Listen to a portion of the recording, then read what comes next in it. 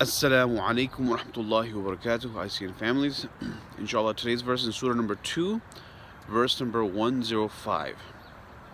أعوذ بالله من الشيطان الرجيم بسم الله الرحمن الرحيم ما يود الذين كفروا من أهل الكتاب ولا المشركين أن ينزل عليكم من خير من ربكم.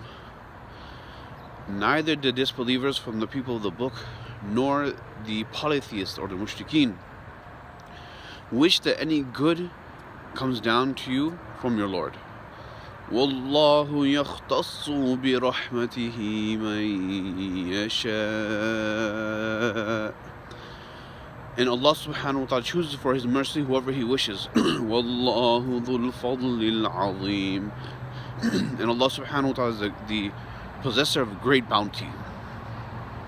So in this verse, what used to happen was the Yahud, or the Jews, used to come to the Muslims and they used to tell them that, you know what, we wish that you guys were able to experience what we had experienced, and we wish that good, that you guys had the same thing as us, but unfortunately what you have is not better than what we have, right? And that's why they, but we still wish the best for you. So they used to say these things. And while the previous verse, yesterday's verse number 104, it talks about how they dealt with the Prophet sallallahu alaihi wasallam and their dealings with him. This one talks about their dealings with the general population of the Muslims, how they were with everybody else.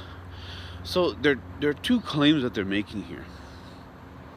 The first claim that they're making is that somehow what they had, right, their scripture, that somehow Judaism is better than Islam.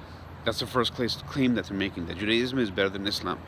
The second claim is that they are the well-wishers of the Muslims, that they wish the best for them. Because remember, they obviously, these are the same people that they had their business dealing with, so they had to make sure that they pleased them, or at least show that they cared. So these are the two claims that they're making, that somehow Judaism was better, what they had was better, and number two, that they were well-wishers of Muslims. For the first claim, the Quran doesn't even waste any time in trying to refute it. Why? Because when a new scripture comes, it abrogates what comes before, right? This is a concept even in American legal system, right? There are certain laws that will abrogate the other.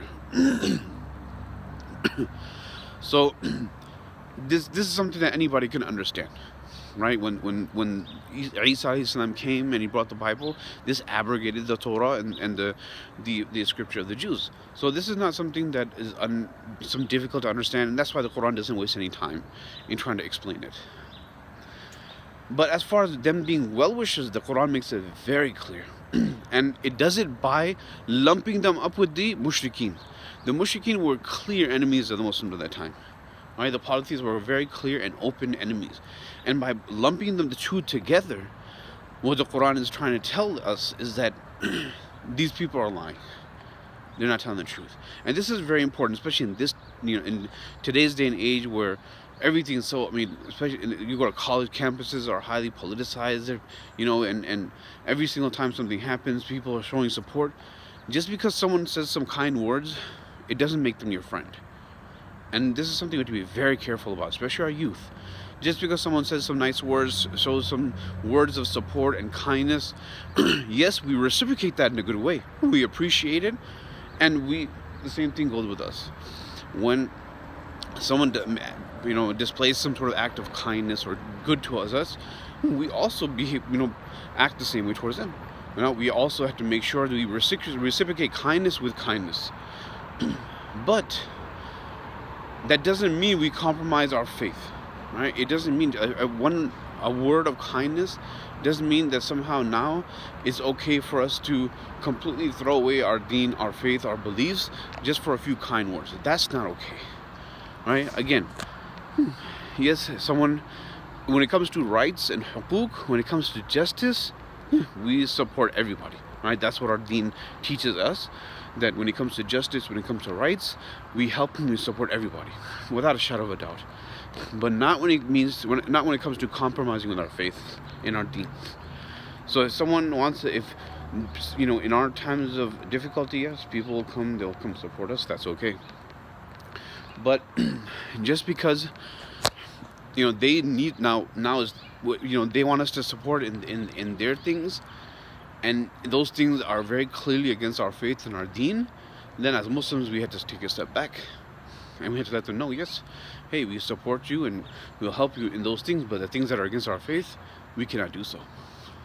And we have to lay those distinctions very clearly, that we don't support people in things that are haram, that are things that are wrong. And same thing in our own personal life. In your own personal life, don't be naive.